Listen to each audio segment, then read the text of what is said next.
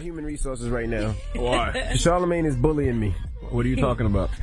Morning, You everybody. look good in It's that DJ picture, Envy, Angela Yee, Charlamagne the Guy. We are the Breakfast Club. Go Charlamagne to- just posted a picture Yeah, go to my Instagram at CTHAGOD, at C to God. of a gentleman. That is not a gentleman. That's you with two of your friends. That's not me. And you got your wig game looking proper. That's not me. me. You know what I'm saying? You got your whip So game those aren't your proper. cars? He resembles me. That is Those aren't you. your cars? Under that, those are my cars. So But how is those your cars, but that's not you? because that's not me. Listen, wig That guy game, resembles me. whip game proper. Wig game proper. Wig game, whip game Whips proper. and wigs. You should do a reality show. Whips Drop and one of wigs. clues, bombs for DJ Envy's new reality show. Whips and wigs. Okay? You know what? You guys are asses. Wow. You know what? Wow. With friends like you guys. That's why I let y'all borrow my car. Y'all ain't my friend. I ain't borrowing your car because I'm not paying the deductible if I wreck it. I ain't got that kind of money. You can borrow my wig. I got my own. Facto. He got his own. Let's get to the rumors. Let's talk Floyd Mayweather. Listen up. It's just in. All the gossip. The Rumor Report. Gossip. With Angela Yee. It's the Rumor Report. The Breakfast Club. Well, they are still talking about this Floyd Mayweather versus Conor McGregor fight about to go down. Now, here is what Conor McGregor has to say. I have my eyes on one thing, and that's Floyd Mayweather. Okay, so That's the thing I have my eyes let's on. talk about Floyd now. Let's talk. Let's finally address this. Where does it stand right now? Me and Floyd have got to get together and talk and figure it out the same way him and Manny figured it out. Once we come to a set number that I'm happy with, he's happy with, then we go to the customers. Then we go to the promoters, the buyers, and then we get it done. So Conor McGregor also said the next time he steps into the ring, it will be him wearing 8-ounce boxing gloves. He's not going to do any more UFC fighting. That career is on hold. He wants to pursue boxing and he wants to fight Floyd Mayweather Jr. Now here is what Floyd has to say about fighting Conor McGregor. It's only one fight that I want. If I came back to entertain the fans, there's only one entertaining bout. Mayweather versus McGregor. That's the only fight that I want. Do I think it's going to happen? We never know what the future holds. Only thing we can do is just keep our fingers crossed and see where we can go from here. I wouldn't Are we want to fight. excited to see that? I would want to see it, but I wouldn't want to fight a UFC fighter. I mean, he could use his feet by accident, or grab No, he him by can't. accident. You're not allowed to do that. He's trained all his life to fight UFC. But I'm it might sure, be a reaction. Yeah, I'm sure it's going to be something in the contract that says if you do anything other than box, you won't get your money or something. I'm sure it'll be something like But that. it's got to be reaction. Like, you know what I mean? They train for years doing that. You know? Well, It you're might not be. allowed to use your feet and kick in boxing. I just know I'm not interested. I'm not paying for that. I would. All right, Paula Patton, she is no longer thinking about getting permanent sole custody of her son Julian that she has with Robin Thicke. Right now, she's just trying to figure out what is wrong with their son. Now, a judge has ordered Robin Thicke to stay 100 yards away from their son Julian, along with Paula Patton and Paula Patton's mother. So right now, she has sole physical and legal custody. But apparently, Paula is very concerned about Julian. They said he is acting out in school in ways that are very troubling. He's been hyperventilating and just freaking out. So she wants to put him in therapy to figure out what is happening to him. Apparently, he has said that Robin has spanked him really very hard. And Paula Patton has also said that Robin Thicke has gotten physical with his son as well. So we don't know what's going on. But Robin Thicke does deny any abuse of Julian or Paula Patton. And he says that she's bringing up these allegations very late now that they have a custody dispute. But child should be first, right? So Absolutely. for young Julian, they should find out if he's really in school acting out and hyperventilating and having issues. They do have to find out and try to nip that in the bud immediately. Okay. All right. Azealia Banks. She is just going at Rihanna. I don't understand what her issue is, but first Rihanna wrote on Twitter, disgusted.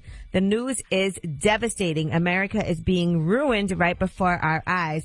What an immoral pig you have to be to implement such BS. Rihanna, like many other people, was very upset by the Muslim ban that Donald Trump has implemented. Now, Azealia Banks went ahead and responded to that. She said, as far as Rihanna, who isn't a citizen and can't vote, and all the rest of the celebs who are using their influence to serve the public, you lot really, really need to shut up and sit down. Stop chastising the president. It's stupid and pathetic to watch all of these confused people confuse other confused people, hoping the president fails. It's like getting on an airplane and hoping the pilot crashes. What makes you think the USA is going to enter the Middle East, destroy a bunch of ish, and pull out with any real repercussions? So Rihanna said on Instagram, the face you make when you are immigrant. And then she put hashtag stay away from the chickens, hashtag I heart nuggets, hashtag save our hens. Because as you know, Azealia Banks was saying that she sacrifices chickens in her closet at home. Well, here is how Azealia Banks responded via video. Okay, wait, so you say save the chickens, but you love chicken nuggets, so you would eat the chicken, so, save the chickens. I don't get it. Screaming in an empty room, yet you are listening and responding to each and every single post. Rihanna, stop being so dumb. You should come uptown. Come uptown. Let me make you some chicken nuggets, bitch. I got a cage full of chickens sitting in the back room, bitch. Come uptown. I'll make you some chicken nuggets. I'll make you some real chicken nuggets. You mean to tell me that it's 2017 and we got black people arguing over chicken? All the big issues that are going on in this country, and y'all nigglets are on Instagram arguing over chicken? Well, the Navy definitely came for Azealia Banks, as they should have. And now Azealia Banks also said what Rihanna meant was, I grew up playing soccer in a dirt yard with a coconut and opened my legs for any and every MFer who I think I can get to write me songs or buy me drugs. Yeah. I can barely perform because I line my brown blunts with crystal meth and am often very winded on stage. Listen, man, we got enough divisiveness going on in the world right now. We don't need more divisiveness over chicken. Okay. This is silly. And I was surprised. Stupid. I was surprised that Rihanna even responded to what Azealia Banks had to say, because clearly Azealia Banks was looking for that response. So she got it. They arguing over chicken, bro. That's right. Chicken. And that is your rumor report. I'm Angela Yee. What part of white supremacy makes you argue over chicken? Nah, I don't know. I don't know. Jesus Christ. Now, who you giving your donkey to? Listen, this is actually our celebrity-in-chief, Donald J. Trump. This is his first donkey since becoming president. I mean, it's only been 10 days, but he needs to come to the front of the congregation. We'd like to have a word with him. All right, we'll get into that when we come back. Keep it locked. It's the Breakfast Club. Good morning. You are a donkey. It's time for Donkey of the Day. Donkey of the Day does not discriminate. I might not have the song of the day, but I got the donkey of the day. So if you ever feel I need to be a donkey, man, hit me with the heat on. Yes, the Breakfast Club, bitches. Who's donkey of the day today? Well, Donkey of the Day for Monday, January 30th goes to our celebrity-in-chief, Donald J. Trump. This is the Donald's first donkey as a president. He's only been in office for 10 days, and you know how they say presidents are supposed to unify the country. Well, Donald has unified some of us 2 Saturdays in a row. First with the Women's March, and this past Saturday with his Muslim ban. Oh, Donald is keeping promises. He told you he was going to build the wall to keep illegal immigrants from crossing the border, and he signed an executive order to do just that. He told you he was going to ban all Muslims until they found out what the hell was going on with Muslim extremists, and he signed an executive order to do just that. And that action brought a bunch of civil-minded people together this past Saturday in protest. Look, I'm not a political person. I can't sit here and break down any policies for you. I'm not even down with any particular party. I don't have any direction. I'm not left. I'm not right. Up, down, select, start, A, B. I simply know what feels right in my spirit and what feels wrong in my spirit. And what I saw this weekend felt absolutely, positively wrong. Now, when you want to have a proper understanding of how to treat people, all you have to do is look no further than kindergarten. We all learned in kindergarten the golden rule: do unto others as you would have them do unto you. Treat people the way you want to be treated. That is the foundation for every relationship you have with any other human on this planet.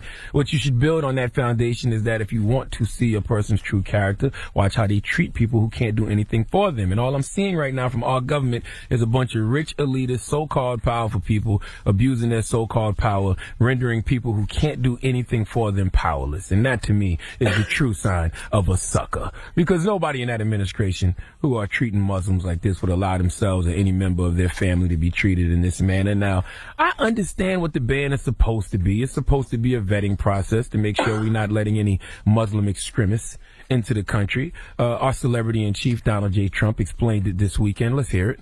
I'm establishing new vetting measures to keep radical Islamic terrorists out of the United States of America. We don't want them here.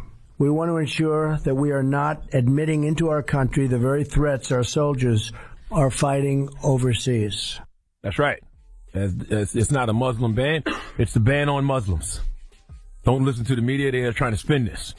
Look, I don't think any American is against a thorough vetting process, but are foreign-born Muslims really that much of a threat? I'm just trying to figure this out because since 9/11, homegrown white supremacists and similar extremists have killed more Americans in the U.S. than Islamic terrorists.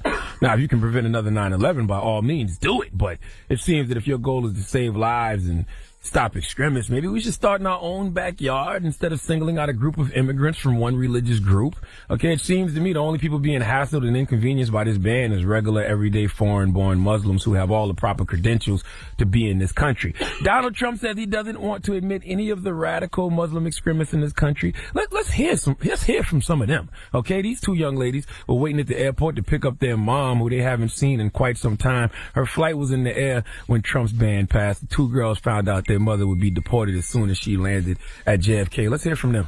We're waiting for my mom, and we don't know nothing. We just spoke to her for 1 minute, and she was crying. She was scared. She's scared. Why? We're a U.S. citizen.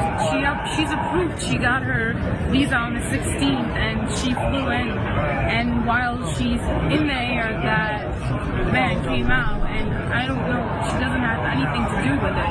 We serve this country. We shouldn't be treated like this. We have like our family in the military. Like not every Muslim is a bad person. You know, all we want is our mom. They had family in the military who served this country. Oh, that's a real threat right there. What about the Muslim man who had been an American citizen for 15 to 20 years? He was a contractor who made houses for American people, but was told his brother's going to be deported back to Iran. Let's hear him. Somebody called us, said, I'm sorry, I have bad news for you. Brother is here. I said, can I talk to him? He said, no. He's going to just deport it tomorrow with the first airline. I said, what I can do? He said, nothing. But we are people. We are not the government. We are not doing nothing. Why I have to be punished for somebody else's problem? I don't know what I have to do. I'm a U.S. citizen about 15, 20 years old. Yes, I'm a contractor. I'm working hard here. I'm working hard here. I'm building a house for the people, the American people, and I'm American too. Yeah, that's crazy. Those are real threats. Not to mention, no perpetrator of a major terrorist attack in the United States is held from a country on Trump's list. In fact, a recent study from the Cato Institute said that the odds of an American being killed by an immigrant terrorist of faith are 1 in 3.6 million. The odds of being killed by a refugee specifically are even higher, 1 in 3.6 billion.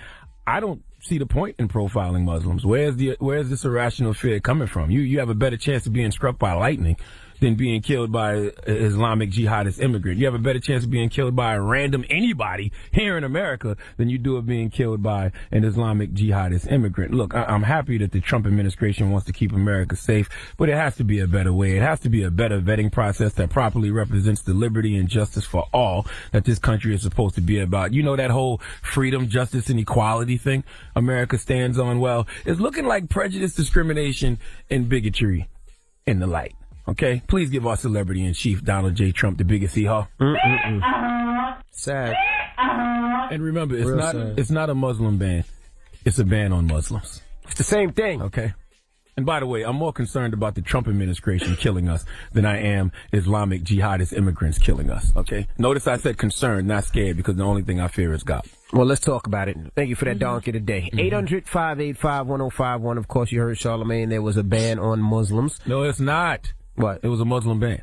What do you think about it? 800-585-1051. Are you against it? Do you agree with it? We'd love to hear both sides this morning. Call us up right now. Again, the number's 800-585-1051. It's the Breakfast listen, Club. I know a lot of people are going to say Barack Obama did this too. He definitely did. I'd like to talk about that as well. I'm like, you know. And I always talk about this book I read, The Girl Who Escaped ISIS. Mm-hmm. And I definitely was thinking about that. If anybody hasn't read that book, they should read that book because it'll give a lot more insight to you on what's going on in Iraq and Syria and all of that. All right. It's the Breakfast Club. Good morning. The Breakfast Club.